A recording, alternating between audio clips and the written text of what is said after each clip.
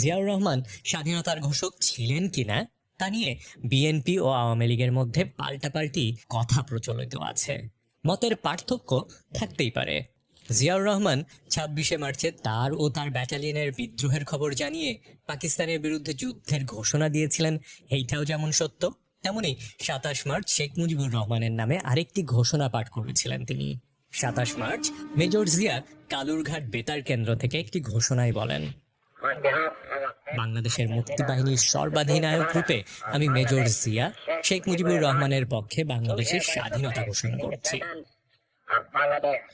মুক্তিযুদ্ধের জন্য, বাংলাদেশের স্বাধীনতার জন্য এই ঘোষণা বা মুজিবের পক্ষে ঘোষণাপত্র পাঠের এই ভূমিকা কতখানি। চট্টগ্রাম কালুরঘাট বেতার কেন্দ্র থেকে যখন তার কণ্ঠস্বর আমি মেজর জিয়া বলছি, সেদিন বাংলার মানুষ উপলব্ধি করেছিল তাদের লড়াই করবার মতো একটি সেনাবাহিনী রয়েছে।